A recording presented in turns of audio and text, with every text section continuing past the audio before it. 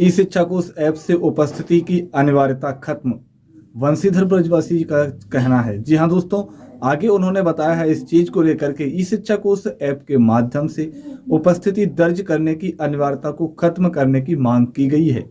MLC ने अपर मुख्य सचिव को पत्र लिखा है। हाजिरी बनने के बाद बताता है अनुपस्थिति।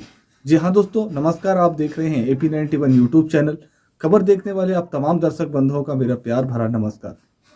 एमएलसी वंशीधर ब्रजवासी ने अपर मुख्य सचिव को पत्र लिखा, पहले की तरह भौतिक उपस्थिति बनाने की मांग भी की है। ब्रजवासी ने मांग करते हुए कहा है कि ई शिक्षा कोष ऐप पूर्णतः विफल है और शिक्षकों के शोषण और प्रताड़ना के तकनीकी उपकरण बनकर रह गया है। भौतिक रूप से स्कूलों में उपस्थिति होकर ऐप पर अपनी उपस्थिति दर्ज करने के बावजूद कभी कभी सभी शिक्षकों को अनुपस्थित प्रदर्शित किया जा रहा है।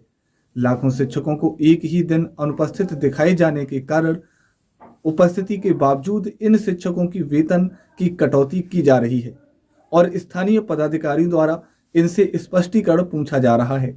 पत्र में लिखा है कि विद्यालयों का प्रसार शहरी क्षेत्रों से लेकर सुदूरवर्ती दियारा क्षेत्रों तक है।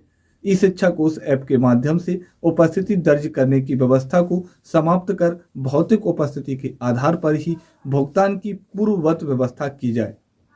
ऐप की गड़बड़ी के कारण जिन शिक्षकों की वेतन की कटौती की गई है उनका वेतन पूर्णतः दिया जाए। वंशीधर ब्रजवासी ने ऐसी सारी जानकारियों को लेकर के पत्र लिखा है अपर मुख्य सचिव जी के लिए। अब इस पर क्या प्रतिक्रिया आएगी, ये एक बहुत बड़ी देखने वाली बात रहने वाली है। आपकी क्या राय है इस शिक्षा कोष ऐप को लेकर के, ये भी हमें कमेंट में जरूर बताएं, क्योंकि आप अपने जो भी आपके प्रश्न है, जो भी आप कमेंट के माध्यम से कमेंट करेंगे, उस पर हम लोग आवाज उठाएंगे और लगातार उस पर आवाज उठाने का प्रयासरत रहते भी हैं। आगे और कुछ खबर निकल करके आ रही है, वो मैं आपके सामने रख रहा हूँ। योगदान नहीं करने वाले वीक्षकों पर भी होगी कार्रवाई। जी हाँ दोस्तों, वीक्षकों को मोबाइल ऐप से नहीं बनानी है हाजिरी। जिलाधिकारी के संयुक्त आदेश के बाद इंटरमीडिएट वार्षिक परीक्षा 2025 के सफल संचालन के क्रम में परीक्षा केंद्रों पर वीक्षण कार्य हेतु शिक्षकों की प्रतिनियुक्ति की गई है। सभी प्रतिनियुक्ति शिक्षकों को निर्देश दिया जाता है कि वे संबंधित परीक्षा केंद्रों पर अपना योगदान ससमय देना सुनिश्चित करें, अन्यथा की स्थिति में केंद्राधीक्षकों से योगदान नहीं करने की सूचना प्राप्त होगी तो परीक्षा कार्य में व्यवधान उत्पन्न करने के आरोप में अनुशासनात्मक एवं दंडात्मक कार्रवाई करने की बाध्यता होगी।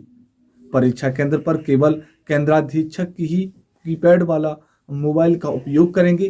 केंद्राधीक्षक के अलावा प्रतिनियुक्ति पदाधिकारी कर्मी को परीक्षा केंद्र पर मोबाइल लेकर जाना प्रतिबंधित रहेगा। इंटरमीडिएट वार्षिक सैद्धांतिक परीक्षा 2025 में प्रतिनियुक्ति मोबाइल ऐप पर कार्य करने वाले सिर्फ मोबाइल का उपयोग करते हेतु 1 घंटे के लिए कार्य करेंगे। कार्य समाप्ति के उपरांत मोबाइल को बंद कर देना है और सुरक्षित केंद्राधीक्षक के पास जमा करना है। मोबाइल ऐप कर्मी भी मोबाइल लेकर परीक्षा कक्ष में नहीं जाएंगे। बिहार विद्यालय परीक्षा समिति के अध्यक्ष द्वारा वीडियो कॉन्फ्रेंसिंग में दिए गए निर्देश के आलोक में जिन शिक्षकों की प्रतिनियुक्ति की गई है उन सभी के लिए ये नियम लागू रहने वाले हैं। इस शिक्षा कोष ऐप के माध्यम से उपस्थिति दर्ज करने की अनिवार्यता को अब वो मांग की गई है और ये मांग एकदम जोर शोर पकड़ती हुई जा रही है। इस पर खुलकर एमएलसी वंशीधर ब्रजवासी ने अपने बयान दिए हैं और उन्होंने अपर मुख्य सचिव को पत्र लिख करके पहले की तरह जो फिजिकल प्रेजेंटी बनती थी उसी भौतिक उपस्थिति को बनाने की दोबारा फिर से मांग की गई है। ब्रजवासी ने अपने पत्र में इस ACSS सिद्धार्थ के लिए उसमें पत्र में कहा है कि इस शिक्षा कोष ऐप पूर्णतः विफल है और शिक्षकों को केवल शोषण और प्रताड़ित करने की तकनीकी का उपकरण बनकर रह गया है। केवल शिक्षक का वहां से शोषण और प्रताड़ित ही होते हैं, इसके अलावा उस पर कोई भी रोल अदा नहीं करता है। भौतिक रूप से स्कूलों में उपस्थिति होकर ऐप पर अपनी उपस्थिति दर्ज करने के बावजूद कभी कभी सभी शिक्षकों की अनुपस्थिति प्रदर्शित किया जा रहा है। सभी शिक्षक बीते कुछ दिनों में आपने देखा भी होगा कि जब शिक्षक प्रेजेंटी लगा देते हैं लेकिन फिर भी उस ई शिक्षा कोष ऐप के माध्यम द्वारा सभी शिक्षकों को अनुपस्थित प्रदर्शित कर दिया जाता है। लाखों शिक्षकों को एक ही दिन अनुपस्थित दिखाए जाने का कारण उपस्थिति के बावजूद इन शिक्षकों की वेतन कटौती की जा रही है।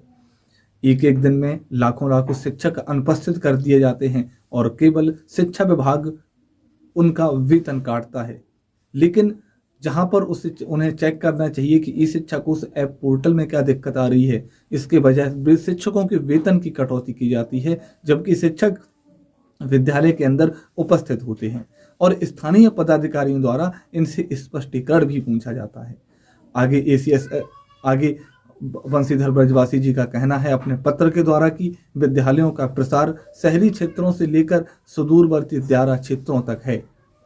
ई शिक्षा कोष ऐप के माध्यम से उपस्थिति दर्ज करने की व्यवस्था को समाप्त किया जाए। भौतिक उपस्थिति के आधार पर ही भुगतान की पूर्ववत व्यवस्था रहे, जैसा कि विभिन्न भारत के राज्यों में है। हर राज्य में अधिकतर भौतिक रूप से ही प्रेजेंटी लगाई जाती है, जहां पर जैसे कि चाहे अपने पड़ोसी राज्य की बात करें, उत्तर प्रदेश, झारखंड, तो वहां हर जगह जो शिक्षक है उपस्थिति भौतिक रूप से ही लगाते हैं, रजिस्टर में लगाते हैं। ये पहली बार ऐसा हो रहा है बिहार शिक्षा विभाग के अंदर, जो कि ऑनलाइन प्रेजेंटी लगाई जा रही है। शिक्षकों का अधिकतर जो शिक्षकों के कमेंट भी आते हैं या फिर शिक्षकों के मन में ये प्रश्न भी उठता है कि ज़्यादा से ज़्यादा जो वेतन की कटौती हो रही है वो ई शिक्षा कोष पोर्टल की वजह से, क्योंकि ऐप की गड़बड़ी है और ऐप की गड़बड़ी शिक्षा विभाग नहीं सही कर रहा है, लेकिन शिक्षकों की वेतन की कटौती लगातार करता जा रहा है। चाहे आप किसी भी वर्ग के शिक्षक हैं, अगर आपने उपस्थिति लगा दी ई शिक्षा कोष पोर्टल पर और वहां से उन्हें अनुपस्थित दिखा दिया गया, तो तय है कि आप प्रेजेंट नहीं हैं। आप विद्यालय हैं या नहीं हैं कोई फर्क नहीं पड़ता, लेकिन ई शिक्षा कोष ऐप में अगर अनुपस्थिति लगी है तो फिर वेतन काटा जाएगा। ये इस बार रूल जो है शिक्षा विभाग द्वारा नई तरीके से करा जा रहा है। शिक्षा मंत्री सुनील कुमार ने उच्च शिक्षा में सुधार को लेकर कही बड़ी बात। उन्होंने कहा शिक्षा में सुधार के लिए बेहतर कदम उठाया जाएगा। वेतन रोके जाने के मामले पर विचार करने की बात कही है। आगे कहा कि उन्होंने कहा है कि अटेंडेंस इत्यादि रेगुलर है और समय पर आ रहे हैं। जैसा कि हमने कहा कि अटेंडेंस आ रही है क्योंकि व्यावहारिक रूप से उसमें कठिनाइयां आती हैं। ये शिक्षा मंत्री इस चीज को उन्होंने कहा है, आने वाले कुछ समय में सुधार होगा। दूसरी चीज है कि गर्मी की छुट्टियों में कक्षाएं नहीं होंगी, चाहे वो दक्ष की ये क्लासेस हों या सामान्य क्लासेस हों, क्योंकि गर्मी के समय में उसमें भी व्यावहारिक कठिनाइयां बच्चों को खास करके और छात्र छात्राओं को होती हैं। ससमय हम लोग, उन्होंने कहा है कि ससमय हम लोग पुस्तकें दे रहे हैं विद्यार्थियों को। जब सारी परीक्षाएं सक्षम परीक्षा हो जाएंगी तो हम लोग उदार नीति के तहत एक पॉलिसी लाएंगे, ये उन्होंने कहा है। आगे उनसे प्रश्न पूछा गया कि सेवा जो अध्यापक दे रहे हैं उनका क्या वेतन बढ़ेगा, तो ये लेकर के उन्होंने शिक्षा विभाग की तरफ से शिक्षकों की वेतन बढ़ोतरी पर एक अच्छी खबर है, या फिर ये भी कह सकती है बड़ी खबर शिक्षकों के लिए है। उन्होंने कहा है कि देखिए, माननीय मुख्यमंत्री श्री नीतीश कुमार ने शुरू से, जब से उन्होंने सूबे की बागडोर संभाली है, तब से भ्रष्टाचार के विरुद्ध जीरो टॉलरेंस की पॉलिसी उन्होंने अपनाई है। इसी के तहत उन्होंने स्पेशल बिजनेस यूनिट की भी स्थापना हुई। विपक्ष का अपना कहना है, वो काम है और कहेगी भी, लेकिन आप देखें कोई भी हो, किसी भी पर हो, सरकारी कर्मचारी व कहीं से अगर कोई भी भ्रष्टाचार में लिप्त है तो उसके विरुद्ध अगर सच मिलता है तो सरकार और विजिलेंस कड़ी से कड़ी उन पर कार्रवाई करती है।